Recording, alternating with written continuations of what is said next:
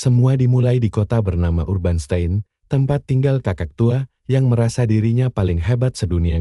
Orang-orang di sana cuma mengenal dia sebagai orang tua yang sombong. Kakek ini manusia biasa yang cuma bisa sihir bintang 1, tapi gayanya selangit ngaku-ngaku Ahmege, dan bakal mukulin siapa saja yang meragukannya. Yang menceritakan semua kegilaan ini adalah si tokoh utama kita, bocah berambut putih dengan mata merah menyala. Penampilan anak ini memang keren, dan dari kakek sombong itulah dia belajar dasar sihir. Alasannya tidak mulia-mulia amat sih, si orang tua cuma ingin berlagak jadi guru hebat yang dikagumi. Sedangkan si bocah cuma butuh tahu dasar sihir demi bertahan hidup saja. WAKK pun berlalu, melewati musim semi dan panas, sampai akhirnya si bocah duduk manis, dikelilingi pusaran mana yang tebal. Si kakek mulai panik, dan berpikir apa bocah ini benar-benar paham aliran mana secepat ini. Tiba-tiba si bocah membuka matanya, sihir mengalir deras dari tangannya, lalu terciptalah panah ajaib yang menancap kuat di batang pohon. Dari kejauhan, si kakek cuma bisa berdiri kaku sambil keringat dingin bercucuran, benar-benar shock, dan secara ajaib, hanya dalam waktu 1 tahun, sejak mulai belajar, si bocah resmi menjadi penyihir bintang 1.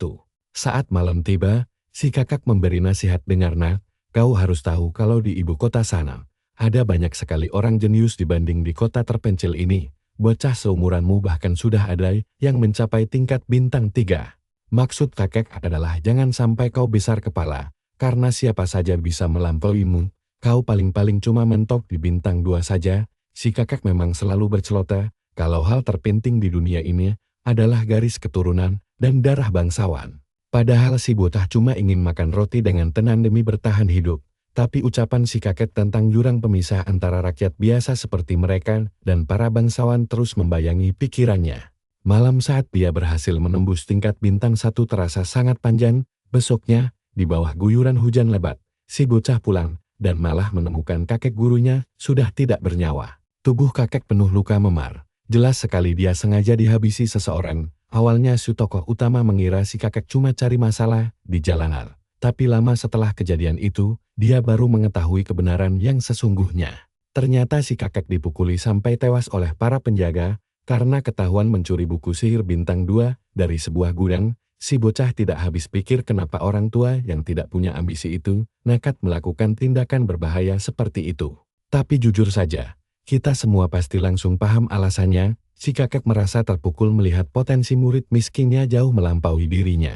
Sebuah layar sistem tiba-tiba muncul di hadapan si tokoh utama, tepat ketika dia merenung bahwa dirinya tidak punya garis keturunan bangsawan yang selalu dibanggakan si kakek. Tidak ada darah biru mengalir di tubuhnya. Terapi sistem itu justru menyatakan bahwa dia telah berhasil menguasai kebangkitan sihir dasar. Dia harus memilih spesialisasi sihir yang tidak akan pernah bisa diubah lagi. Di momen itulah si tokoh utama mengungkapkan rahasia besarnya. Dia tidak butuh darah bangsawan, karena sebenarnya dia berasal dari dunia lain. Setelah itu, 4 tahun berlalu dan kita dipertemukan dengan Katia Flammahyard. Nah, ini baru seru. Akhirnya ada karakter perempuan muncul. Dia adalah mantan nona muda dari keluarga terpandang, yang sekarang sayangnya sudah jatuh miskin. Berkat darah bangsawannya, dia lahir sebagai penyihir bintang 3, dan sekarang banyak kelompok tentara bayaran yang mengincarnya. Karena dia sendiri juga butuh banyak uang untuk bertahan hidup, dia pun ikut bekerja sebagai tentara bayaran. Di kota itulah, dia bertemu dengan bocah kita dan akhirnya menyewa jasanya. Dari guru bintang 3 inilah si bocah belajar banyak hal baru. Guru yang usianya sedikit lebih tua dibanding murid nakal ini. Di dalam sebuah rumah, Katia menasihatinya, karena kau terlahir dengan bakat sihir yang hebat. Wajar saja kalau kau punya mimpi besar, tapi keserakahan yang berlebihan justru akan menghancurkan semua tujuanmu. Bocah kita yang agak canggung cuma menjawab, baiklah, aku mengerti. Katia lalu menyuruhnya memejamkan mata dan merasakan mana di sekitarnya. Merasakan bagaimana energi itu tercipta. Begitu melihat aura biru tipis mulai muncul menyelimuti tubuhnya. Katia mengakui kalau bocah ini memang punya potensi yang sangat menarik. Potensinya benar-benar menjanjikan. Selain karena sudah punya pengalaman langsung di lapangan, kontrol kekuatan si bocah juga terasa sangat stabil. Saat si bocah membuka mata dan menatapnya tajam, Katia sangat terpukau hingga spontan berteriak kencang. Orang-orang di bar bawah sampai kaget dan penasaran siapa sebenarnya bajingan yang membuat seorang wanita menjerit histeris di dalam kamar. Di saat Derek kebingungan menatap tangannya sendiri, sang master langsung mencengkeram pergelangan tangannya dan menariknya keluar, menyuruh Derek mengikutinya tanpa banyak tanya. Orang-orang di luar tampak panik dan bingung mendengar teriakan mereka saat lewat. Katia membawa si bocah ke sebuah gang gelap di malam hari, lalu memintanya mendengarkan baik-baik tentang betapa sombongnya kaum bangsawan serta tumpukan hak istimewa yang mereka miliki selama ini. Bagi mereka, sihir adalah berkah teragung yang harus dijaga ketat, dan si bocah harus mulai waspada akan hal itu. Sangat mustahil bagi rakyat jelata untuk bisa menembus tingkat bintang 3 kecuali jika mereka mendedikasikan seluruh hidup mereka untuk berlatih. Jadi sekarang semuanya masuk akal, sihir aneh yang dia gunakan hingga membuat semua orang ketakutan tadi bernama halusinasi pendengaran. Sihir itu memicu ilusi suara aneh di telinga orang-orang. Hebatnya, itu adalah sihir tingkat bintang 2 yang mustahil dikuasai oleh bocah berusia 14 tahun, apalagi rakyat jelata. Derek bercerita meski berbahaya. Katia tetap setia menemaninya bertualang dan sesekali bercerita tentang gemerlapnya kehidupan kelas atas sewaktu dia masih menjadi bangsawan dahulu. Setahun berlalu dan wanita dewasa itu akhirnya pergi meninggalkan si bocah. Dia ditinggalkan sendirian. Rupanya seorang Count Elvester mengundangnya untuk menjadi guru pribadi, sebuah keluarga berpengaruh di ibu kota yang tidak bisa diremehkan. Bahkan Katia, yang sangat menikmati kehidupan santainya bersama si bocah, tidak kuasa menolak tawaran emas untuk menjadi pengajar di kediaman bangsawan sehebat itu. Sebelum pergi, dia memberi Derek hadiah berupa buku sihir bintang 2. Setahun kemudian, si bocah memutuskan untuk pergi berkelana, karena sepertinya dia sudah menguasai seluruh isi buku tersebut. Si bocah nakal ini benar-benar jenius. Di usia 16 tahun, dia mengklaim sudah menjadi penyihir hebat dan tidak berniat berhenti berkembang.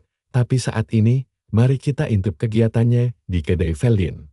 Bayangkan, bocah umur 16 tahun sudah nongkrong di kedai minum. Orang biasa pasti berpikir dia mau memesan bir dingin. Padahal dia datang untuk mengambil misi rahasia. Pemilik kedai memberitahu kalau permintaan ini datang langsung dari Duke Duplein, yang tentu saja artinya bukan tugas sembarangan. Derek tentu saja heran kenapa bangsawan agung seperti itu repot-repot mencari pekerja dari tempat kumuh ini, tapi si bos menyuruhnya berhenti cerewet karena keluarga Duplein terkenal sangat kaya raya dan suka menghamburkan uang. Harusnya kau senang, kata si bos sambil merangkulnya erat-erat. Ayolah ambil pekerjaan ini, karena bisa membuka peluang besar agar kita cepat kaya. Derek yang malas basa-basi menyuruhnya langsung bicara saja mengenai tugas, apa yang harus mereka lakukan.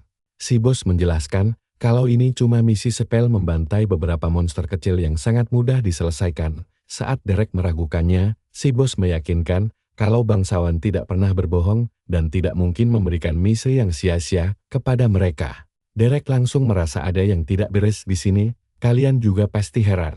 Kenapa keluarga kaya seperti Duplein menyewa tentara bayaran biasa?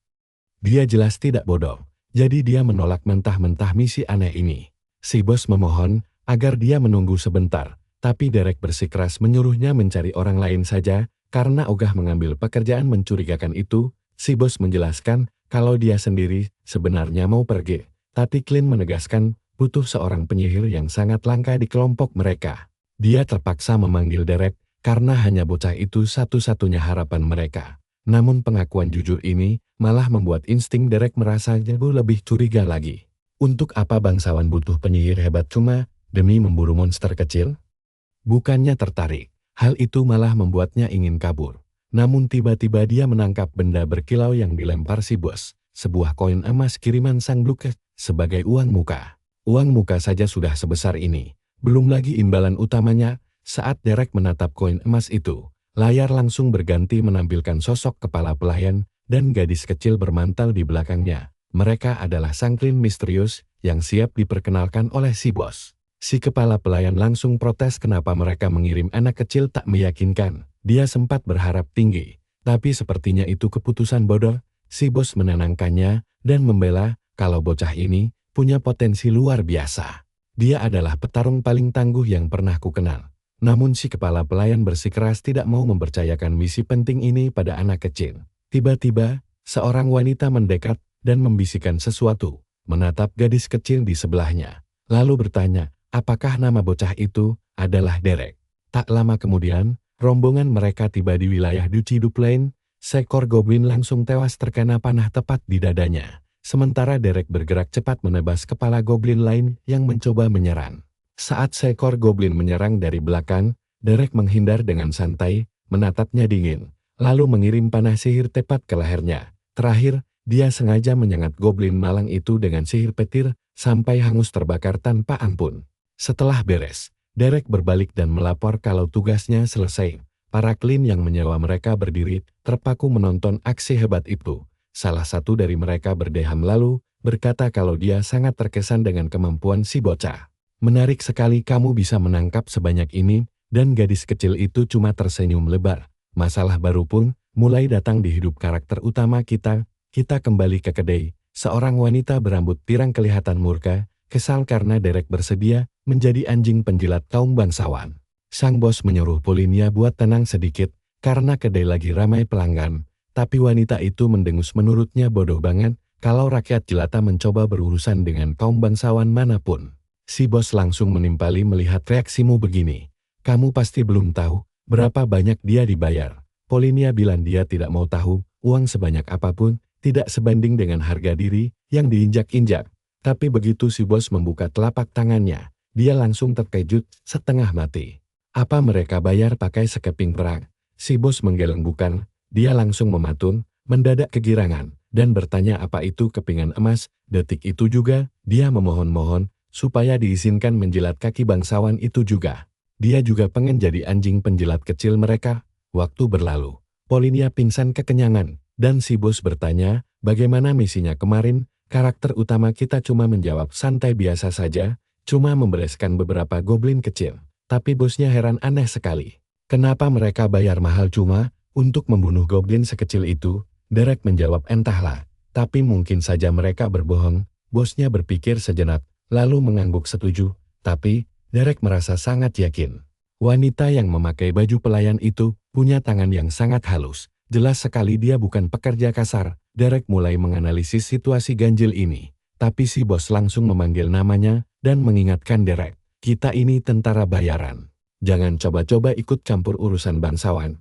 Biarkan mereka dengan urusannya sendiri. Tugas selesai, kita dibayar. Beres, karakter utama kita mengangguk paham baiklah. Dia rasa ucapan bosnya memang ada benarnya.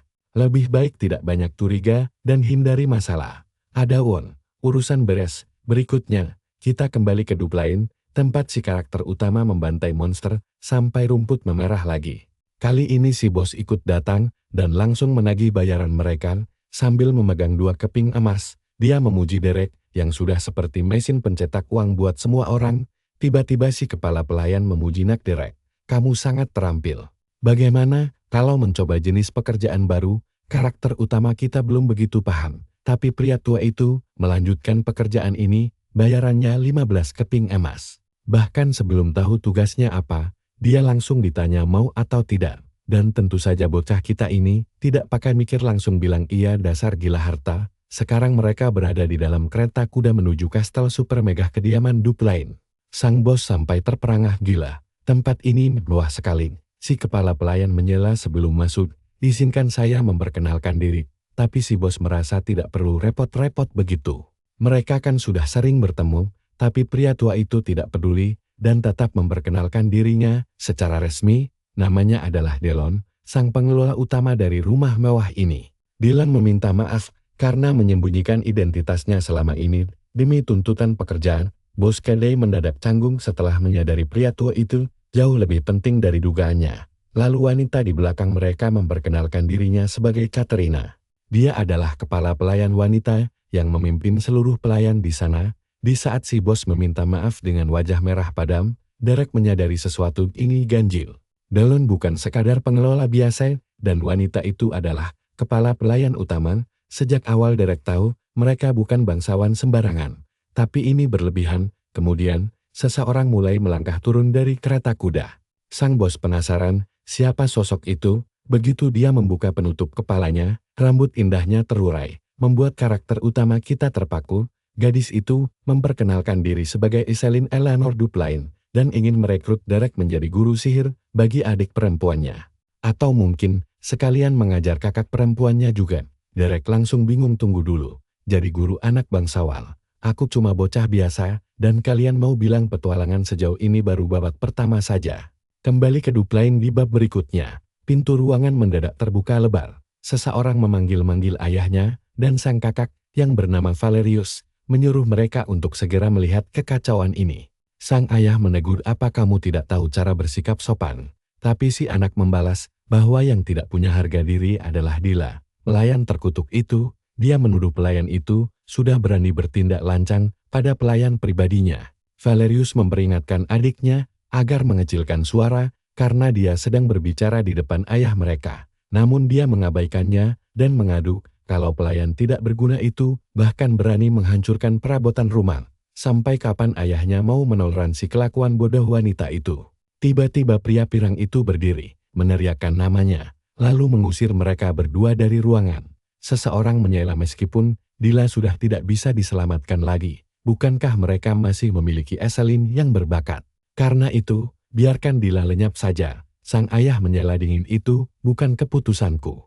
Sederhananya, si pelayan ini pelayan pribadi Dila, dan ada Raek yang terus memprovokasi bakal membawa petaka buat keluarga mereka, sampai akhirnya, bapaknya kesal dan langsung menghantamkan wajah Raek ke meja. Rasakan itu. Puas banget melihatnya. Tindakan itu sukses membuat si bocah sadar, kalau dia tidak punya hak memutuskan apapun. Tapi Raek keras kepala dan tidak kapok juga. Dia berseru, cepat atau lambat, ayah mereka harus segera memilih.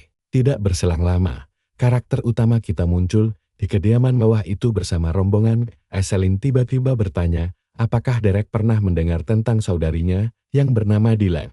Derek menjawab, jujur aku cuma tahu dia anggota keluarga Dupline, selebihnya tidak tahu apa-apa. Eselin mengangguk, dia memang gadis yang sengaja disembunyikan dari dunia luar. Tiba-tiba pintu terbuka, memperlihatkan Raek masuk bersama Valerius. Raek langsung menyapa Eselin, lalu menanyakan kabarnya, selama tinggal di Albastein.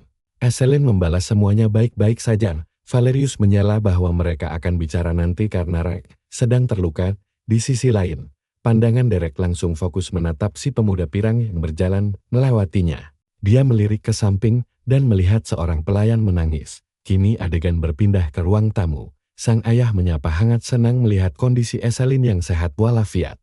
Eselin berterima kasih atas semua dukungannya, dan mengenalkan Derek sebagai orang yang akan bertanggung jawab mendidik Dylan. Sang ayah mengamatinya dengan tatapan tajam dan dingin, seolah menyerahkan masalah merepotkan ini sepenuhnya ke tangan si anak muda.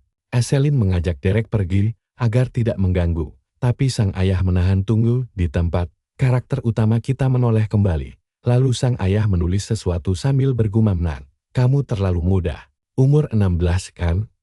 Karakter utama kita langsung mengangguk, benar. Yang mulia, pria itu bertanya sejauh mana pemahamannya tentang sihir, dan dengan wajah polos tanpa dosa, Derek berbohong baru belajar lingkaran pertama, dasar penipu. Sang raja langsung menyadari kebohongannya, dan memperingatkan jangan berbohong padaku. Kerendahan hati bukanlah kebajikan di sini. Karakter utama kita mulai salah tingkah melihat aura mengerikan terpancar dari tubuh raja. Pria itu minimal penyihir lingkaran kelima. Derek segera meminta maaf, karena bersikap lancang, dan raja menganggapnya bukan masalah besar. Dia memaklumi kenapa Derek menyembunyikan kekuatannya. Bakat berlebih memang bisa membahayakan pemiliknya, tapi melihat usia dan pakaian kasarnya, dia tampak jauh dari bayangan seorang tutor bangsawan. Karakter utama kita mengakui jujur, kalau dirinya cuma tentara bayaran biasa. Sang raja mengangguk, tidak masalah. Jika Eselin sendiri yang memilihmu, aku tidak akan melarang. Mulai sekarang, aksesmu menuju tempat Dila dikurung akan sepenuhnya dijamin aman. Pelayan kecil ini yang akan memandumu ke sana. Sekarang pergilah. Tapi Derek mendadak menahan langkah, karena ingin menanyakan sesuatu. Raja mengizinkannya bicara, dan Derek menegaskan sebagai tentara bayaran, dia selalu menyelesaikan tugas yang sudah dibayar penuh. Namun Nona Eselin mengajukan permintaan khusus mengajari Dila sihir, agar dia bisa masuk ke lingkungan sosial kalangan atas. Sang ayah mengernyit bingung, lalu bertanya, mengapa Derek menyatakan hal yang sudah jelas begitu? Karakter utama kita membalas, karena tugas berat itu, aku juga butuh bantuan khusus darimu. Sang raja belum paham maksudnya, tapi adegan mendadak terpotong memperlihatkan piring terbang melayang cepat hampir menghantam kepala seorang pelayan. Pelayan malang itu terus memohon maaf pada Nona Dila. Tapi si gadis manja berteriak kasar maaf saja tidak berguna. Pelayan itu disuruh Enya, dari pandangannya detik ini juga, atau dia akan melempar benda lain ke wajah payahnya. Bocah ini jelas sangat merepotkan. Sambil menikmati teh hangat, sang ayah bertanya, mengapa Eselin memilih anak bernama Derek itu. Padahal mereka bisa menyewa bangsawan lain, dan sangat tidak lazim jika rakyat jelata mengajari seorang bangsawan. Eselin menjawab bahwa mereka sudah mencoba menyewa hampir semua guru berbakat di benua ini, tapi semuanya menyerah lalu mengundurkan diri. Dia butuh siapa saja yang menguasai sihir. Sebagai tentara bayaran, mungkin Derek tahu hal yang tidak diketahui bangsawan, dan ternyata pria parubaya ini adalah Jaden. Sempat kukira dia ayah keluarga itu tadi. Jaden menjelaskan kalau Derek berpotensi karena dulu gurunya adalah wanita dari keluarga bangsawan. Eselin menyahut setidaknya dia bersikap cukup anggun dan sopan untuk ukuran seorang tentara bayaran liar. Jaden berkata bahwa Eselin masih harus banyak belajar dalam menilai orang. Dia tidak tahu kalau Derek sebenarnya penyihir jalanan tangguh yang sudah lama bekerja sebagai tentara bayaran keras. Apa dia pikir cowok ini bertahan hidup dan dapat misi cuma karena baik hati? Dia sampai di pintu, mengetuk, tapi sepi. Karena tidak suka, dia langsung meraih gagang pintu. Dia membuka pintu, menyapa, dan memperkenalkan diri sebagai Erik lalu masuk begitu saja. Si cewek masih membelakanginya dan menyuruhnya mendekat. Begitu dia mendekat, tiba-tiba cewek itu tertawa jahat dan melemparkan sesuatu tepat ke arah wajahnya. Dia bahkan tidak bereaksi, benar-benar sedingin es. Gadis kecil itu langsung bertanya apa urusannya di sana dan kenapa mereka membiarkan tikus got masuk ke kamarnya. Dia lalu berbisik bahwa dia tahu cowok itu hanyalah sampah jalanan. Dia mengambil kursi, memanjat seperti orang bodoh, lalu menyiramkan satu ember penuh air komberan ke kepalanya agar dia ingat asalnya. Hebatnya, cowok itu masih belum mengucapkan sepatah kata pun. Dia hanya berdiri diam dalam kondisi basah kuyup mirip perenang bisi sambil menatapnya tajam. Karena tidak suka dengan reaksi itu, si gadis menendang dadanya hingga dia tersungkur. Sambil bersedekap, gadis itu melepas sepatunya lalu melemparkannya karena bau. Tunggu, apa-apaan ini? Parah sih, kenapa kreatornya malah menampilkan detail kaki seperti itu? Apa dia mau masuk penjara? Tolong seseorang hubungi polisi dan kirim mereka ke rumah orang ini sekarang.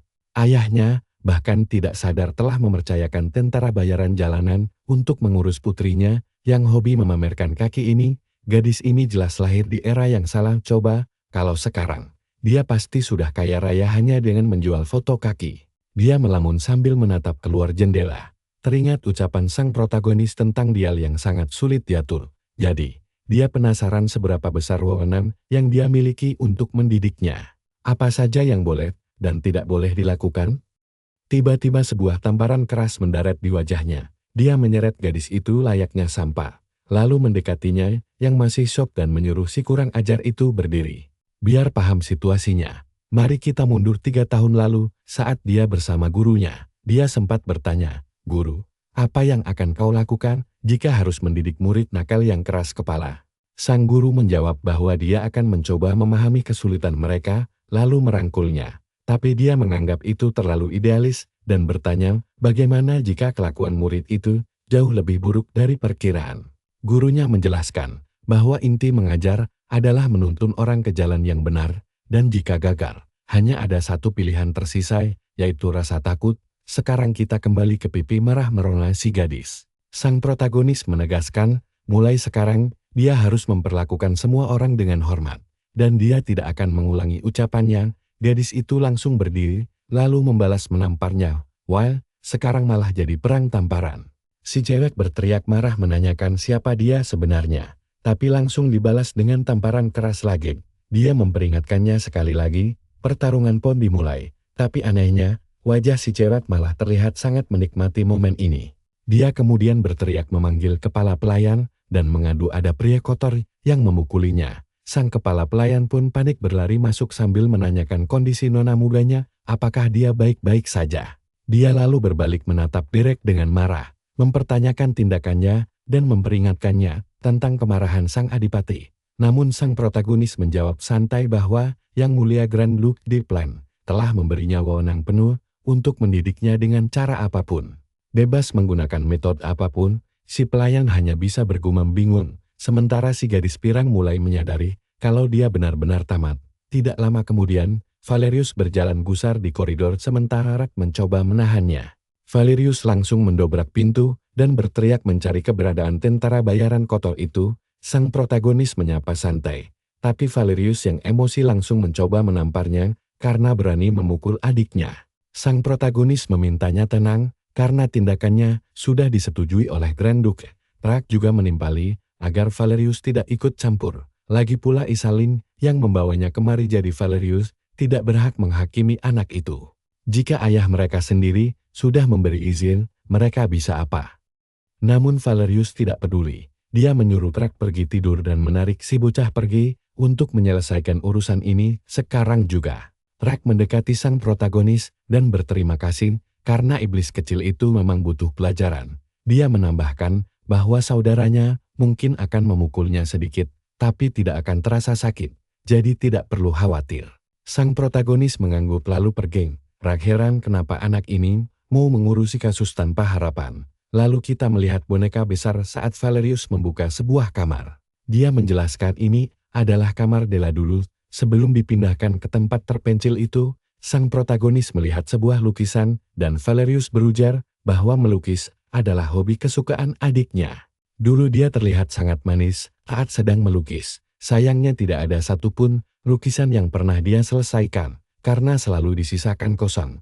Tiba-tiba Valerius meminta maaf atas sikap emosionalnya tadi. Jadi dia membawanya ke ruangan gelap ini cuma untuk minta maaf?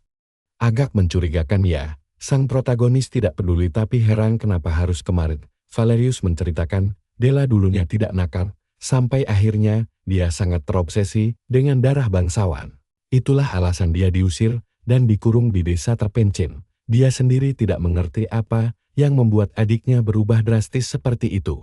Di tengah cerita Valerius tentang adiknya, yang bahkan tidak bisa sihir bintang 1, sang protagonis mulai memeriksa buku-buku di sana. Valerius lalu memohon padanya untuk menyelamatkan adiknya, tapi dia memintanya menunggu sebentar. Dari catatan di buku ini, dia menilai si gadis belum menyerah pada sihir. Dia menduga itu tugas akademi, dan Valerius membenarkan kalau itu hal wajar bagi bangsawan. Sang protagonis melihat lukisan setengah jadi lainnya, lalu menutup buku dan setuju untuk mencobanya. Malam harinya, si gadis tersentak bangun setelah sember air dingin mendadak mengguyur wajahnya. Sang protagonis heran, bagaimana dia bisa tidur nyenyak dalam situasi begini. Dengan emosi meluap, gadis itu berteriak menanyakan apakah dia sudah gila. Namun dia hanya menyuruhnya diam dan mengikutinya. Sambil diseret, gadis itu terus mengomel karena tidak terima disentuh sembarangan. Dia menyeretnya melewati para pelayan yang hanya bisa terdiam bingung, membawanya ke semak-semak di tengah lapangan lalu melemparnya ke tanah tanpa ampun. Gadis itu sesumbar bahwa apapun rencananya tidak akan pernah berhasil, karena dia keras kepala. Sang protagonis membocorkan satu fakta menarik, bahwa dia, sebenarnya, sama sekali tidak berniat mengajarinya sihir. Dia cuma suka menghajar bangsawan. Si gadis tentu saja langsung syok mendengarnya. Dia beralasan bahwa hidupnya sudah hancur sejak lama gara-gara kesombongan kaum elit itu. Karena itulah, dia memilih profesi guru les, agar punya alasan legal menyiksa putri bangsawan. Baginya tidak ada yang lebih menyenangkan dari itu. Dia bahkan mencabut pedangnya, dan mengaku sangat ingin mendengar jeritannya. Gadis itu menyebutnya gila, jika berpikir bisa lolos begitu saja. Namun dia sangat yakin akan selamat, karena tahu gadis itu toh sudah hampir dibuang keluarganya. Dan skenario terburuknya dia hanya membayar dengan nyawa. Tapi saat itu terjadi dia kan sudah mati, lagi pula nilai nyawa rakyat jelata memang lebih murah daripada bangsawan. Jadi dia merasa tetap diuntungkan dalam taruhan gila ini. Ini benar-benar taktik tingkat tinggi, karena dia memanfaatkan kesombongan bangsawan si gadis untuk menakut-nakutinya. Menyadari ajalnya sudah dekat jika sampai tertangkap, dia langsung bangkit berdiri dan mulai berlari menyelamatkan diri. Badannya penuh luka goresan saat dia berusaha mencari tempat bersembunyi di dalam hutan. Dia berencana kabur ke kastil untuk membalas dendam. Tapi tunggu dulu, tiba-tiba sang protagonis melepaskan tembakan bola api tepat ke arahnya. Gadis itu menoleh bingung menyadari itu sihir bintang 2. Bagaimana bisa orang jalanan sepertinya menguasai sihir tingkat itu? Sambil tersenyum sinis, dia langsung meluncurkan bola api tersebut tanpa ragu. Bola api itu meledak tepat di sampingnya hingga membuatnya membeku ketakutan. Dia menggerutu karena tembakan pertamanya meleset. Di bab berikutnya, dia masih terus berlari kencang sebelum akhirnya tersandung koyok dan jatuh terjerembab. Tiba-tiba sebutir anak panah biru melesat ke arahnya dan dia berhasil menghindar di detik terakhir. Dia menyadari nyawanya kembali, selamat berkat keberuntungan semata. Sementara itu, sang protagonis memuji gerakannya yang lumayan lincah untuk ukuran anak rumahan. Dia terus berlari kencang sementara si cowok hanya mengawasinya dengan santai. Dengan putus asa dia berpikir sampai kapan harus terus menghindar, karena staminanya pasti akan habis dan dia akan tertangkap juga. Saat menoleh ke belakang, dia melihat si cowok menempelkan tangan ke tanah untuk memunculkan pola biru misterius. Dia sebenarnya sedang mencoba melacak posisinya di dalam hutan yang sangat mirip dengan gambar lukisannya dulu. Dia mengakui lukisan itu membuktikan bahwa si gadis bisa merasakan energi mana di hutan ini. Tapi belum sempat dia menyelesaikan kalimatnya, gadis itu mendadak menyerangnya dari belakang menggunakan sebuah batu besar. Dengan cepat dia menghunuskan pedang dan memotong batu itu menjadi dua bagian. Dia menatapnya kagum karena alih-alih terus melarikan diri, gadis itu justru memilih untuk berbalik menyerang. Sebuah keputusan terbaik yang bisa diambilnya. Sayang sekali dia sudah tidak punya tenaga lagi untuk melakukan apa-apa sekarang. Jadi apa kata-kata terakhirnya? Dia cuma tertawa kecil dan bertanya kenapa dia pikir dia bakal bicara. Kalau cowok kotor itu mau membunuhnya, bunuh saja. Dia tidak akan menyerah di detik-detik terakhir. Lalu dia bertanya kenapa dia begitu terobsesi jadi bangsawan. Dan dia membalas kalau tanpa garis darah itu, apalagi yang tersisa darinya. Padahal dulu dia sangat keras kepala. Tapi sekarang dia malah jadi dramatis dan menangis sambil meratap karena dia tidak punya sihir. Sang protagonis harusnya sudah mencabut pedang itu dan memenggal kepalanya biar ceritanya lebih cepat. Tapi tidak, dia malah tergeletak di tanah sambil meratapi nasibnya. Jika tanpa garis darahnya, dia benar-benar putus asa, dia hanya menonton sampai auranya mulai bangkit. Apakah ini hari terakhirnya? Dia mengangkat pedang dan berkata ini saatnya, karena dia sudah mendengar kata-kata terakhirnya, selamat tinggal. Kebasan itu pun datang, dia terpaku karena shock. Tapi sesuatu menahan sihirnya. Tunggu, apa dia merapalkan sihir es di bawahnya? Tunggu, kalian bingung juga tidak? Dia berhasil membuat pelindung es dan pria itu mendadak jadi sangat sopan sambil memberi selamat. Nonaku, aku minta maaf atas ketidaktahuanku. Tapi anggap saja ini adalah metode yang kutemukan untuk membangkitkan sihirmu. Dia tentu saja sangat marah. Lalu tiba-tiba mulai menangis di antara kristal-kristal itu di bawah sinar rembulan. Beberapa saat kemudian, dia berkata itu sudah terbukti. Dia ternyata termasuk ke dalam tipe liar. Dia tidak begitu paham.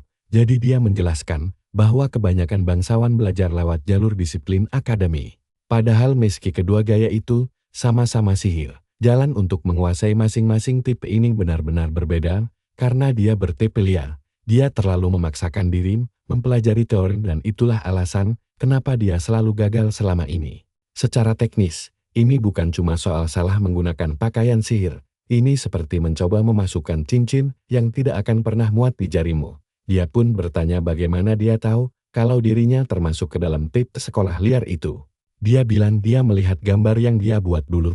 Itu menjelaskan semuanya bahwa dia bisa memahami aliran mana di alam bebas. Dan biasanya penyihir liar punya bakat seperti itu. Baiklah, ayo cepat berdiri sekarang.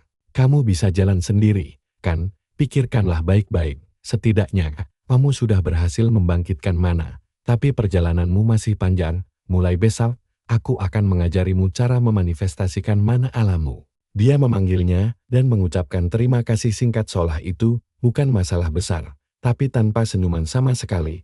Dia langsung mengajak pergi. Besoknya, matahari bersinar terang di langit, dan dia bangun dengan tekad untuk memanifestasikan energinya. Selama 1 detik mana itu muncul. Tapi berikutnya langsung berubah jadi asap. Dia segera membuka pintu kamarnya dengan kasar dan mengejutkan pelayan malang yang langsung menumpahkan air ke seluruh bajunya sendiri. Pelayan itu panik setengah mati karena dia tahu mereka akan menyuruhnya membersihkan toilet dengan lidahnya sendiri. Dia meminta maaf sambil bersujud di lantai. Tapi gadis itu sudah berubah. Dia lewat begitu saja sambil meminta maaf dan menyuruhnya lebih berhati-hati. Pelayan malang itu bingung dengan apa yang terjadi. Tampaknya hari ini, Tidak ada yang akan menggunakan kepalanya sebagai penyedot toilet. Dia terus berjalan sementara pelayan lainnya berbisik heran melihat dia tidak dipukul. Sungguh keajaiban yang luar biasa. Sementara itu, sang penyihir kita sedang asyik tidur. Lalu terdengar ketukan keras di pintu kamarnya. Dia langsung mengeluh, ada apa lagi sekarang? Sang pelayan meminta maaf dan berkata, nona muda ingin bicara denganmu. Dia sudah berdiri di sana dengan berkacak pinggang. Memerintahkannya menjelaskan cara mengendalikan mana yang dia tunjukkan. Mendengar itu, Dailon langsung terkejut tak percaya. Dia menatap sang protagonis dan berkata dia berjanji akan mengajarinya hari ini. Jadi sekaranglah saatnya. Tapi dia malah membanting pintu dan menyuruhnya datang lagi nanti. Dailon merasa sangat emosional karena hal itu, sementara dia terus marah-marah. Gadis itu terus menendang barang sambil berteriak. Tapi pria itu malah tidur lagi seolah tidak terjadi apa-apa. Besok paginya, matahari kembali terbit, dan para pelayan berbisik heran bertanya apa mereka sudah dengar kabar bahwa Dayla tidak lagi memecahkan piring setiap 5 menit. Ada rumor dia berhasil membangkitkan sihirnya. Mendengar itu, reaksi radar gosip langsung mencari tahu detailnya. Tunggu, apa yang baru saja kamu katakan? Di tempat sang Baron, dia sangat terkejut mendengar putrinya berhasil membangkitkan sihir. Valeria pun meyakinkan bahwa semua pelayan telah mengonfirmasi kebenaran berita itu. Sang Baron merasa lega mendengarnya, tapi Raik langsung memotong dan menyuruh ayahnya jangan terlalu senang, karena dia tetap saja sampah yang baru belajar sihir. Valeria menyuruhnya diam dan harusnya ikut senang untuk adiknya. Sang ayah hanya melihat mereka, sementara Raik berkata mereka semua pasti sudah lupa betapa kejamnya dia selama ini. Ini hasil yang terlalu sepadan dan tidak ada yang boleh berubah. Ayahnya hanya duduk mendengarkan tanpa berhenti menulis dokumennya. Apa sih yang sedang ditulisnya itu? Taruh dulu penamu sebentar. Adegan pun berubah saat matahari bersinar terang. Gadis itu sedang bermalas-malasan di tempat tidur ketika sang protagonis bertanya kenapa dia terlihat lesu. Dia membalas dia tidak lesu, melainkan sangat marah. Pria itu menyahut kalau bertingkah imut begitu tidak akan membantu. Tapi dia bersikeras dia sedang tidak bersikap imut. Dia menyuruhnya berhenti merengut, karena belajar sihir itu ada tahapannya. Gadis itu langsung maju dan berseru dia tidak marah. Tapi setelah melihat tatapan tajamnya, dia segera mundur sambil menggumamkan maaf. Dia duduk dan menjelaskan bahwa mencoba menggunakan sihir terus-menerus hanya akan membuatnya kelelahan. Dia tahu dari pengalaman pribadi kalau istirahat sama pentingnya dengan belajar. Sekarang setelah dia segar kembali, saatnya memulai pelajaran mereka. Dia masih kesal dan berkata, baiklah mari kita mulai pelajarannya, guru. Dia bertanya, apa dia ingin mencoba metode yang kemarin? Mengingat kejadian semalam, dia langsung menolak dan memilih belajar dengan cara biasa. Dia menjelaskan pertama-tama dia harus belajar memanifestasikan sihirnya. Hanya setelah dia bisa mengendalikannya, dia baru bisa menguasai sihir bintang 1. Tapi bagi pengguna tip liar, dia harus mempelajarinya dengan cara yang keras. Ini adalah jenis pembelajaran yang dipahami lewat kebebasan, bukan disiplin ketat. Itulah kenapa metode ini sangat cocok untuknya. Dia bertanya apa maksudnya, dan dia menjawab kepribadiannya yang menyebalkan justru membuat afinitasnya sangat tinggi. Wajahnya memerah dan bertanya apakah dia sedang memuji bakatnya. Dia menjawab, karena dia berhasil membuat dinding es saat manifestasi, dia pasti punya potensi besar. Gadis itu langsung bertanya kegirangan, apakah itu berarti dia seorang jenius langka? Dia menjawab memiliki sedikit bakat dan menjadi jenius adalah dua hal yang sangat berbeda. Sementara itu, Raik memperhatikan mereka dari luar jendela dengan tatapan penuh kebencian. Keesokan paginya, dia berkata dia sudah bisa melakukan manifestasi, tapi tetap belum bisa mengendalikannya. Tak lama kemudian, dia menunjukkan rasa dingin yang aneh di tangannya. Sementara pria itu hanya ingin membaca bukunya dengan tenang.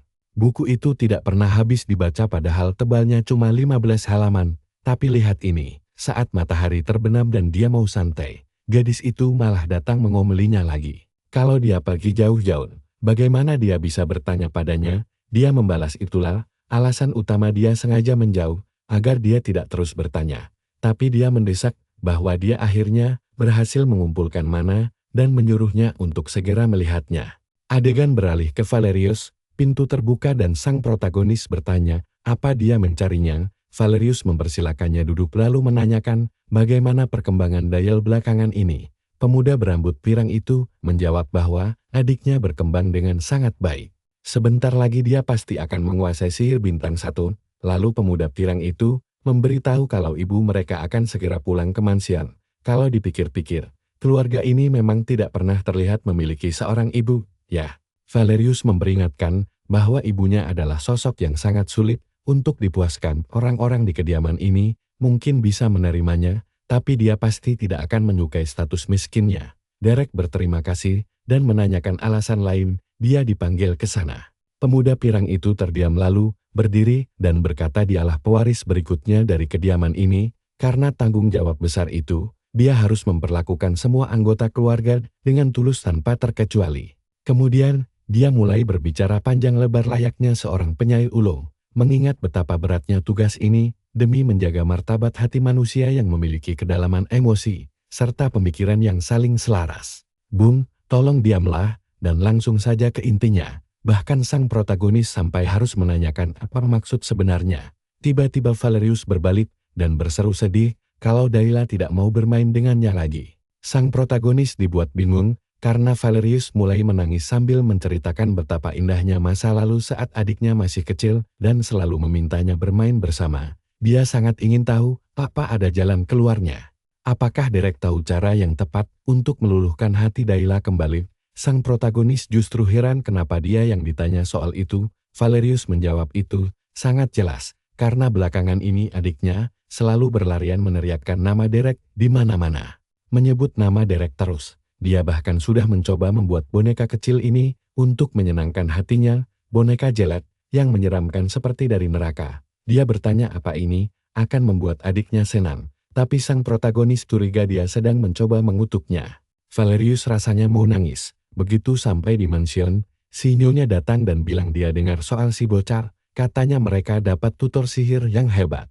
Sambil pasang wajah sopan, dia memperkenalkan diri sebagai Mirilla Double Duplain, lalu menawarkan hadiah terima kasih buat keluarga si tutor, tapi Derek langsung menyahut nyonya. Ayah saya bahkan tidak punya rumah. Si nyonya kaget setengah mati dan bertanya apa maksudnya. Derek menjawab santai bahwa dia benar-benar miskin dan hanyalah rakyat jelata biasa. Mendengar itu, dia hampir gila. Seminggu kemudian, Islaine merasa keputusannya membawa Derek sudah sangat tepat. Sebagai kakak, Islaine sebenarnya ingin sekali lebih lama bersama Dila. Tapi, karena ada urusan mendesak di Albastein, terpaksa gadis kecil itu dititipkan pada Derek. Derek cuma pasrah mengangguk. Lalu Jaden langsung menyuruhnya menjawab dengan lebih bersemangat, karena Islaine menaruh harapan besar padanya. Mereka pun melambaikan tangan dari dalam kereta kuda. Berkata tidak sabar melihat perkembangan Dila nantinya. Kereta pun berangkat, tapi tiba-tiba Islaine teringat sesuatu yang sangat penting. Waduh, dia baru sadar kalau ibunya akan segera pulang, dan dia benar-benar lupa memperingatkan Derek soal masalah besar ini. Jaden bingung kenapa itu jadi masalah. Lalu Islaine bilang ibu mereka itu mirip inkarnasi monster. Jujur saya juga tidak paham maksudnya. Tapi si ibu tiba-tiba mendobrak masuk, menggebrak meja kerja sang ayah, dan mengamuk. Kenapa tikus Got disuruh mengajar putrinya? Sang ayah membela kamu tidak mengerti. Kita sedang membicarakan Dila. Dia itu putri kita yang sangat berharga. Sambil melepas kacamata dia mengeluh, apa kamu pikir aku suka dia belajar dari rakyat jelata? Tapi semua tutor bangsawan mengundurkan diri. Jadi mau bagaimana lagi? Sang ibu tetap keras kepala tidak peduli. Bagi sang ibu, suaminya malah membawa gelandangan kotor bekas tentara bayaran. Tapi sang ayah membalas bahwa mencari tutor sihir berkompeten itu luar biasa sulit, apalagi Derek direkomendasikan langsung oleh Islaine. Sambil menepuk jidat, sang ibu menegaskan minimal tutornya harus punya kualifikasi jelas. Kenapa tidak menyuruh kakaknya, Flan saja? Dulu dia sibuk, tapi sekarang situasinya pasti sudah berbeda. Dia pasti punya waktu senggang sekarang. Ayah langsung menyindir, apa kamu serius menyuruh komandan pertahanan kota jadi tutor pribadi? Kamu pikir mengurus kota ini cuma mainan? Namun sang ibu berdalih ini demi menjaga reputasi putri mereka di kalangan bangsawan agar tidak hancur. Ayah tidak paham kalau peran guru itu sangat krusial, tapi malah memilih rakyat jelata miskin. Pintu mendadak terbuka dan Valerius yang berambut pirang masuk sambil menyuruh ibunya tenang dan berhenti mencari keributan. Namun sang ibu malah menyuruh Valerius menjauh saja. Bagi si ibu, masalah ini sangat gawat. harus segera diselesaikan demi menguji kelayakan si guru sihir. Tiba-tiba, Raik muncul di belakang mereka dan menyatakan setuju. Nah, drama baru dimulai nih. Ibu tampak senang. Raik menambahkan bahwa rakyat jelata yang berani menyusup ke kalangan bangsawan memang mencurigakan, tapi kalau si tutor punya bakat mumpuni, Raik tidak akan mempermasalahkannya. Karena itulah, dia meminta izin ayahnya untuk menguji Derek lewat duel. Namun, sebelum Raik sempat beraksi, sang ayah langsung memotong omongannya. Hentikan ide konyol itu. Raik tidak menyerah. Dia berniat menguji Dila saja. Valerius bingung, tapi Raik berdalih, jika Derek memang guru yang hebat, hasil latihan Dila pasti luar biasa. Dia akan membuktikannya lewat duel langsung. Intinya dia cuma ingin menghajar adiknya sendiri tanpa alasan jelas. Padahal Dila jauh lebih muda. Tidak habis pikir saya dengan jalan pikirannya. Dan anehnya, sang ayah mengizinkan, karena Raik langsung pergi begitu saja. Valerius berteriak mengejarnya, menanyakan apakah dia sudah gila karena menantang adiknya sendiri. Namun Raik membalas tajam. Apa Valerius benar-benar berpikir Dila mendadak jadi orang baik setelah semua kejahatan masa lalunya? Valerius mengingatkan bahwa bagaimanapun juga Dila adalah satu-satunya adik perempuan kandung mereka, tapi Raik memotong dingin. Baginya hubungan darah dengan Dila adalah kutukan terbesar bagi keluarga. Semua kekacauan yang dia buat sudah merugikan Raik, dan jika dia nekat masuk ke pergaulan kelas atas sekarang, semuanya akan hancur lebur. Valerius tampak lesu, karena dia tahu kata-kata itu ada benarnya. Raik terus mengomel bahwa Dila yang memulai semua ini, dan harusnya dia membusuk saja di desa terpencil. Raik pergi dengan hati penuh dendam. Saat seekor burung hinggap di dahan, Dila mendadak membuka pintu kamar Derek sepagi ini demi mengganggunya. Tanpa basa-basi, dia melemparkan selembar kertas ke atas buku Derek dan mengancam jika dia kalah duel, Derek akan dipecat. Derek menatapnya malas dan mengaku sudah tahu kabar itu. Melawan Raik yang sudah jadi penyihir bintang 1 berpengalaman pasti akan sangat berat. Dila kesal dan menuntut saran taktis darinya. Kalau tidak punya rencana, dia bakal menganggur lagi, tapi Derek dengan santai membalas bahwa dia cuma tentara bayaran yang bekerja demi uang, tidak lebih. Uang muka yang dia terima juga sudah sangat melimpar, jadi dia tidak terlalu peduli. Dila terperangah tidak percaya. Seminggu berlalu, spanduk terbentang di arena duel. Meskipun cuaca panas terik sampai 70 derajat, semua orang malah memakai baju musim dingin. Sang protagonis menyendiri di sudut layaknya kucing terlantar. Sementara itu sang ayah menyadari betapa tenangnya si bocah, mengendalikan emosi dalam situasi menegangkan, membuktikan bahwa dia bukan orang biasa yang bisa diremehkan. Lagi pula dia tidak akan babak belur di arena nanti. Dia juga tidak peduli, tapi coba kalian lihat si Raik, bangga sekali menantang adiknya sendiri. Sungguh memalukan naik ke arena sambil berkoar akan menghancurkannya dan membuatnya menyesal.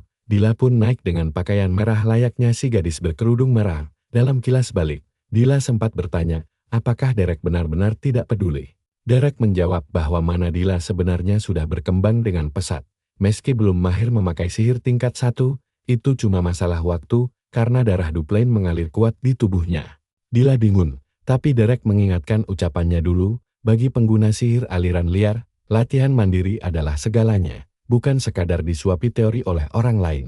Tiba-tiba Dila malah menangis tersedu-sedu, sementara Derek tetap terlihat acuh tak acuh. Tampaknya dia sedih, karena menyadari kelemahannya, namun dia hanya ingin terus belajar sihir bersama Derek, bukan orang lain. Lalu sang protagonis mendekat dengan gaya santainya, mengakui bahwa dia memang tidak paham soal tata krama duel para bangsawan. Dia belum pernah ikut duel semacam ini, tapi sebagai mantan tentara bayaran, dia tahu cara memenangkan pertarungan. Dia mengajarinya bertarung tanpa mana, dan seketika ingatan Dila tentang hinaan orang-orang langsung berputar. Jujur saya juga bakal ikut menghujatnya sih, tapi sekarang dia sudah sangat fokus, dan mungkin kebencian semua orang justru menjadi bahan bakarnya. Maka dimulailah pertarungan itu. Dia maju mengenakan jubah merahnya, menyembunyikan suatu rencana rahasia. Hari ini dia bukan lagi seorang Duplain, melainkan murid Derek yang siap mengukir jalannya sendiri. Di babak berikutnya, spanduk kembali berkibar saat Dila berhadapan langsung dengan Raik. Peraturannya sangat sederhana dan jelas. Siapa yang babak belur dan menangis duluan, dialah yang kalah. Ayo kita mulai pertarungan tanpa basa-basi ini, tapi sebelumnya, mereka dibekali lingkaran pelindung. aksesori yang otomatis aktif menggagalkan sihir musuh sesaat sebelum pemakainya terkena serangan mematikan. Rupanya begini cara bangsawan berduel. Derek terheran-heran melihat barang selangka itu dipakai cuma buat latihan. Karena durasinya 10 menit, Raik ingin menyelesaikannya secepat mungkin. Dan mulailah si kakak yang sok keren ini menyerang adiknya dengan merapalkan banyak mantra rumit tak terbaca. Jubah Dila berkibar saat dia bersiap, membuat Raik yakin akan mengirimnya pulang. Selamat tinggal Dila. Raik meluncurkan tebasan angin tajam, namun Dila melakukan hal tak terduga dengan bergeser satu langkah saja untuk menghindar dengan sangat bersih. Raik shock melihat serangannya meleset dan langsung melontarkan 2 tebasan lagi. Dila bergerak lincah menghindari semuanya di sudut. Derek menyadari Raik punya bakat tapi cara bertarungnya masih amatir sekali. Dia membuang banyak sekali mana hanya untuk membelokkan arah serangan agar mengenai sasaran. Sementara itu, Dila cuma santai mendirikan dinding es untuk bertahan, membuat Raik kesal dan menyebutnya sebagai trik murahan. Kalau satu bola tidak mempan, ya panggil 3 sekaligus, solusi instan. Dia mau meledakkannya, langsung biar duel ini cepat selesai. Dari balik es, Dila teringat kata-kata Derek, bahwa pertarungan tentara bayaran beda jauh dengan bangsawan. Tidak ada kata adil atau terhormat, tujuannya cuma satu yaitu menang, persetan dengan kritik orang lain.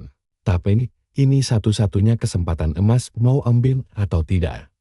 Dila bilang iya, dan si rambut merah Riga kembali menyerang dengan jurus anginnya yang terus-terusan meleset. Kerennya, tentara bayaran yang lemah pun bisa menang karena mereka tidak sekadar duel biasa, melainkan bertarung demi hidup di medan perang. Riga terus mengarahkan serangan, tapi Dila gesit menghindar. Dan intinya, veteran perang tahu cara memanfaatkan setiap sudut arena untuk bertahan hidup. Mereka bakal menghalalkan segala cara, termasuk memanfaatkan celah dari kelengahan lawan yang sedang emosi berat. Serangannya kembali menghantam pilar arena. Dila mulai kehabisan napas, sedangkan Riga malah makin murka. Akhirnya, Riga memutuskan menyudahi ini dengan mengirim tebasan angin berputar dari belakang. Serangan itu telak mengenai sasaran hingga asap mengepul tebal. Derek diam tanpa ekspresi, sementara ibu mereka berteriak histeris menyalahkan Derek atas petaka yang menimpa putrinya ini. Sang ibu histeris menyuruh pelayan segera menghentikan duel sebelum Dila mati, tapi Raymond dengan dingin menyuruhnya duduk tenang karena pertarungan belum usai, lagi pula kalung pelindung Dila belum aktif sama sekali. Raymond lalu memperhatikan Derek yang bahkan tidak berkedip sedikit pun. Tunggu, bagaimana dia bisa melihat mata Derek kalau posisinya membelakangi? Oh, ternyata dia melihat dari samping. Raymond kagum dengan ketenangan bocah itu, tapi jujur ya, agak keren melihat Raymond menganggap Derek hebat cuma karena sok tenang, sementara Riga malah merasa keren setelah menyiksa adiknya sendiri. Riga yakin serangannya kena, tapi di mana dia? Lihat itu, ternyata Dila nekat melompat masuk ke bawah celah panggung arena. Bokong Riga hampir saja tertusuk duri es tajam, untung insting bertahannya cepat tanggap.